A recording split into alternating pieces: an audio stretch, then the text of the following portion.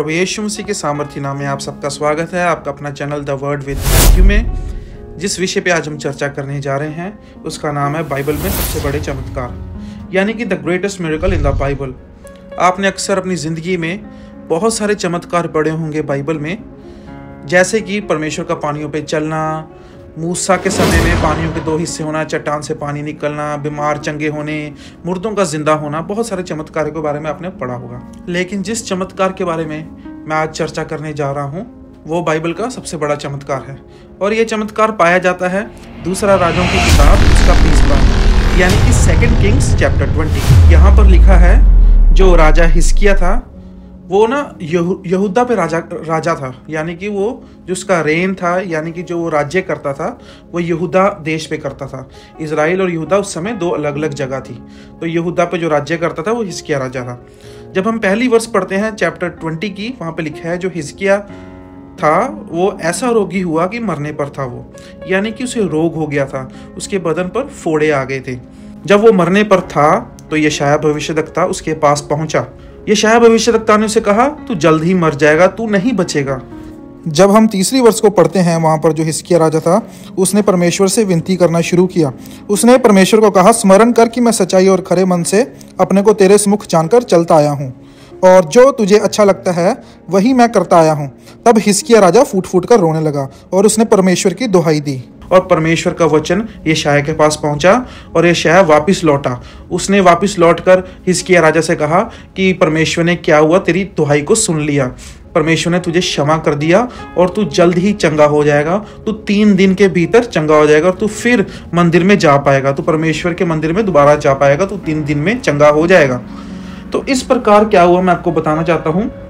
जो वर्ष 7 में हम पढ़ें, यशायाह भविष्यद्वक्ता ने क्या बोला कि तू क्या कर, अंजीरों की एक टिकिया ले और अपने फोड़ों पे या जहां जहां तेरी बॉडी पे फोड़े हुए हैं वहां पर जो अंजीरों की टिकिया लगा ले। अगर हम इंग्लिश में पढ़ें वहां पे लिखा है केक ऑफ फिग्स। मैं आपको थोड़ा सा इसके बारे में बताना चाहता हूँ। जो पुराने समय में जो अंजीर की टिकिया थी वो एक मेडिसिन की तरह काम करती थी, वो इस रोगों के लिए काम करती थी, यानी कि वो फोड़ों को ठीक करती थी, वो एक हीलिंग प्रॉपर्टीज के लिए यूज की जाती थी।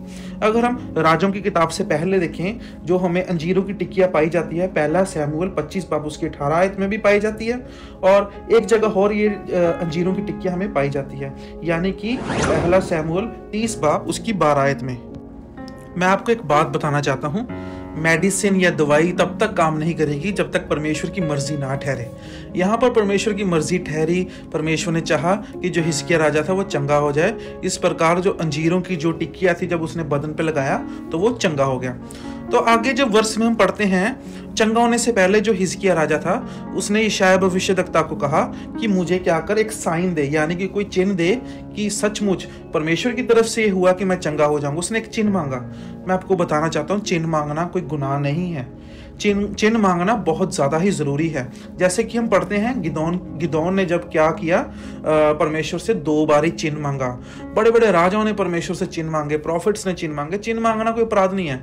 ये इसलिए ज़रूरी है कि हमें पता चल सके कि ये जो चमत्कार है ये परमेश्वर की तरफ से या किसी और की तरफ से है, क्योंकि शैतान भी चमत्कार करता है, वो भी कई सारे काम करता है। हमें पता करना चाहिए कि ये परमेश्वर की तरफ से हुआ है या किसी और की तरफ से हुआ है। तो मैं आपको भी एक बात बोलना चाहूँगा कि आप भी अपनी लाइफ में परमेश्वर से चिन्ह मांगे। अगर आपकी लाइफ में कोई चमत्कार होता है, परमेश्वर से कहें परमेश्वर मुझे चिन्ह दे कि ये तूने किया है या किसी और ने किया है। जब उसने साइन को मांगा हिजकिय्याह राजा ने यशायाह नबी से, तो यशायाह नबी ने उसे 2 ऑप्शन दिए। हम जब वर्ष 9 को पढ़ते हैं चैप्टर 20 की, वहाँ पे जो यशायाह नबी था उसने हिजकिय्याह राजा को 2 ऑप्शन दिए। उसने कहा धूप घड़ी की छाया 10 अंश आगे बढ़ जाएगी या 10 अंश घट जाएगी। मैं आपको बताना चाहता हूँ, थोड़ा सा मैं एक्सप्लेन करना चाहता हूँ धूप घड़ी है क्या। जो हिजकिय्याह राजा के समय एक घड़ी हुआ करती थी, उसका नाम था धूप घड़ी, यानी कि वो धूप से समय बताती थी। जो ये घड़ी थी इसको जो इन्वेंट किया था वो राजा आहाज के समय इस घड़ी का इन्वेंशन हुआ था, तो इसका नाम क्या पड़ गया, सनडायल ऑफ आहाज, यानी कि आहाज की धूप घड़ी। जब हम वर्ष 11 को पढ़ते हैं वहाँ पे लिखा है आहाज की धूप घड़ी, यानी कि सनडायल ऑफ आहाज। मैं आपको थोड़े से आहाज के बारे में भी बताना चाहता हूँ। जो अहाज था वो हिजकिय्याह राजा का पिता था, और अहाज को अच्छा लगता था अच्छी अच्छी चीज़ों को एक्सप्लोर करना या कोई नई चीज़ों को बनाना या नई चीज़ों को एक्सप्लोर करना। उसको पसंद था नई नई चीज़ें करना।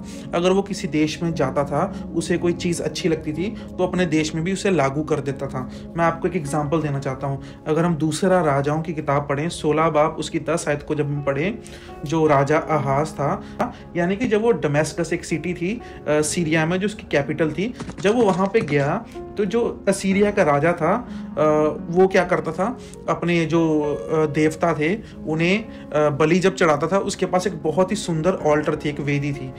जो राजा अहाज था उसको वो वेदी बहुत ही ज़्यादा पसंद आई।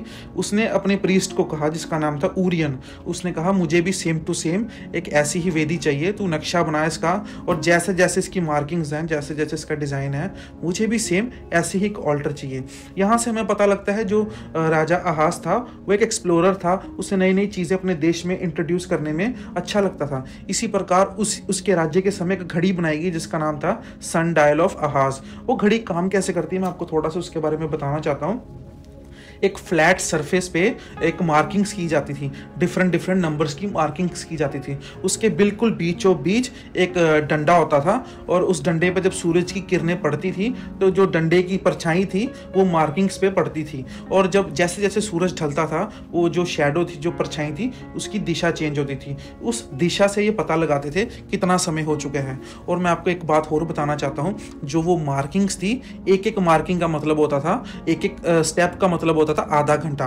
अगर एक मार्किंग से दूसरी मार्किंग पे वो शैडो या फिर जो परछाई जाती थी, इसका मतलब आधा घंटा बीत जाता था। इसी प्रकार जब वर्स 9 को दोबारा पढ़ें, उस चिन्ह के बारे में पढ़ें, यशायाह नबी ने कहा तेरे पास 2 ऑप्शन है, जो धूप घड़ी की छाया है वो 10 अंश आगे बढ़ जाएगी या 10 अंश पीछे घट जाएगी।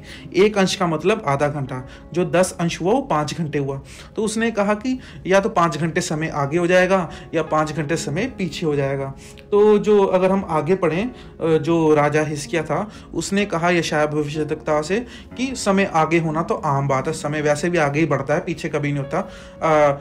चैलेंज तब है अगर समय पीछे हो जाए या समय जो है 10 अंश घट जाए, यानी कि 5 घंटे समय पीछे चला जाए, तब चैलेंज है, तब बात बनेगी, तब मेरे को पता लगेगा परमेश्वर सचमुच ही परमेश्वर है, वो मेरे को सचमुच चंगा करेगा।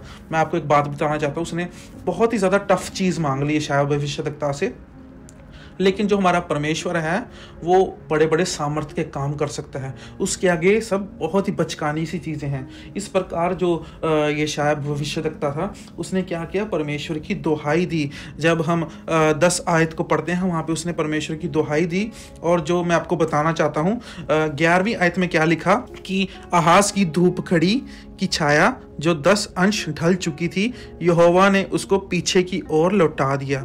यानी परमेश्वर ने यशायाह भविष्यद्वक्ता की जो दुहाई थी उसको सुना और एक चिन्ह देते हुए बताया कि परमेश्वर ने क्या किया, समय को 5 घंटे पीछे कर दिया, यानी 10 अंश घटा दिया।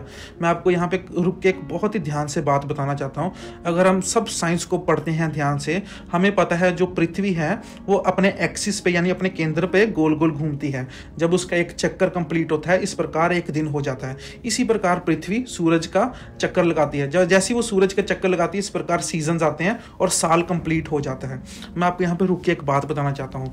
यहाँ पर इतना बड़ा चमत्कार हुआ कि जो समय था वो 5 घंटे पीछे हो गया। सोच कर देखें, इमेजिन करें कि जो सूरज था वो अगर ढल रहा था वो वापिस अपनी जगह पे आ गया। चांद अगर राइट से लेफ्ट की तरफ जा रहा था वो फिर से लेफ्ट की तरफ राइट पे आ गया होगा। जो चांद सितारे तारे थे अगर वो इधर उधर भी गिरेंगे वो अपनी जगह वापिस आ गए, 5 घंटे पीछे चले गए, यानी समा पीछे हो गया। यानी जो धरती थी अगर वो एक तरफ घूम रही थी वो 5 घंटे उल्टी घूम गई। सोच के देखें वो कितना बड़ा चमत्कार है। ये पृथ्वी पे नहीं केवल पृथ्वी के बाहर भी हुआ, यानी कि पूरे यूनिवर्स का समय ही बदल गया।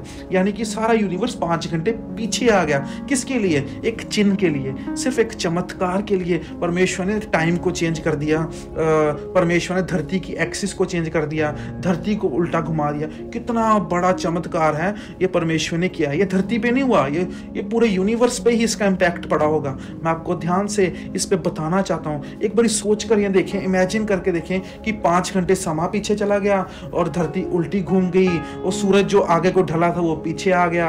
अगर चांद की पोजीशन इधर उधर थी वो भी 5 घंटे पीछे चलेगी, तो सारा कुछ ही उल्टा हो गया, यानी टाइम रिवर्स हो गया। जो टाइम चल रहा था वो पास्ट में चला गया। कितना बड़ा चमत्कार है। हम अक्सर बाइबल को पढ़ते हैं पर इन चमत्कारों पे ज्यादा गौर नहीं करते, या तो हमें समझ नहीं आता या तो हम इसको समझने की कोशिश नहीं करते। मैं आपको बताना चाहता हूँ ये मेरे लिए तो बाइबल का बहुत ही बड़ा चमत्कार है जो परमेश्वर ने इस धरती और इस धरती के बाहर किया।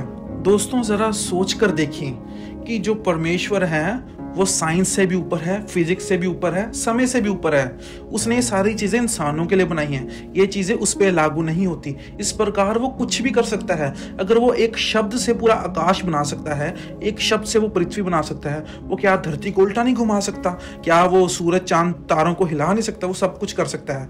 ये हमारे लिए इम्पॉसिबल है, लेकिन परमेश्वर के लिए कुछ भी इम्पॉसिबल नहीं है। और परमेश्वर वही चीज करेगा जो हमारे लिए इम्पॉसिबल है, ताकि हमें हमारी हैसियत का पता रहे कि हमारी हैसियत सिर्फ इसी जगह पर है और हमने इसी मिट्टी में दोबारा चले जाना है।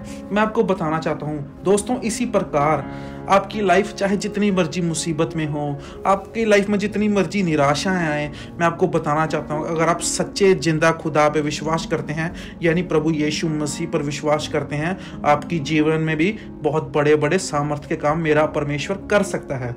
आपको बस क्या करना है? आपको सच्चाई के साथ परमेश्वर के मार्ग पे चलना है। आपको वचन पढ़ना है, प्रार्थनाएं करनी है, फास्टिंग्स करनी है और अपने जीवन को सुधारना है और पाप से अपने आप को दूर रखना है। अगर आप ये सारी चीजें करते हैं, अगर आपकी लाइफ में तब भी मुसीबतें काम करती हैं, मैं आपको बताना चाहता हूँ परमेश्वर बड़े सामर्थ्य के काम करेगा। वो आपके लिए धरती को भी हिला सकता है। ये धरती, ये सूरज, ये चांद और तारे, परमेश्वर इनसे प्यार नहीं करता। परमेश्वर करता है हमसे प्यार। जो धरती हमारे लिए बनाएगी, परमेश्वर हमसे प्यार करता है। इसी प्रकार वो हमारे लिए कुछ भी कर सकता है, बड़े बड़े सामर्थ्य के काम कर सकते हैं। मुसीबत चाहे जितनी मर्जी बड़ी क्यों ना हो, वो मुसीबतों के बीच में से मार्ग बनाने वाला परमेश्वर है। वो मुसीबतों को नहीं हटाएगा, वो उसके बीच में से मार्ग आपके लिए बना देगा, क्योंकि उसने कहा राह, सच्चाई और जो जीवन है वही है, परमेश्वर ही है। सत्य मार्ग और जीवन परमेश्वर ही है। वो आपके लिए वहां पे मार्ग बना देगा। जिस प्रकार मूसा के आगे बहुत ही बड़ा समुंदर था, परमेश्वर ने समुंदर को गायब नहीं किया, परमेश्वर ने समुंदर के बीच में से ही रास्ता बना दिया। वो बीच में से मुसीबतों के रास्ता बनाता है, बड़े बड़े काम करने की सामर्थ्य रखता है। आप कभी अपनी लाइफ में निराश ना रहें। परमेश्वर का समय परफेक्ट है। आपको लगता है शायद ये लेट हो गया, ये समय लेट हो गया, लेकिन परमेश्वर ने आपके लिए बेस्ट चीज रखी है। वो आपके लिए कायनात को पलटने की ताकत रखता है। आप सच्चे जिंदा खुदा पर विश्वास करते हैं, चाहे उसको सूरज को अपनी जगह से हटाना पड़े, चाहे उसको समय को पीछे करना पड़े, चाहे उसको पहाड़ को कहे इधर या उधर कर दे वो, लेकिन वो आपके लिए बेस्ट करेगा। वो आपके लिए बड़े बड़े मिरेकल्स कर सकता है और वो जरूर करेगा अगर आपका विश्वास परमेश्वर पर है। मैं आशा करता हूं आपने जरूर आज की इस वीडियो से कुछ ना कुछ सीखा होगा। तब तक के लिए आप इस वीडियो को लाइक करें, कमेंट्स करें, शेयर करें और इस वीडियो को जरूर सब्सक्राइब करें। और मैं आपको फिर एक नई वीडियो के साथ मिलूंगा। God bless you all.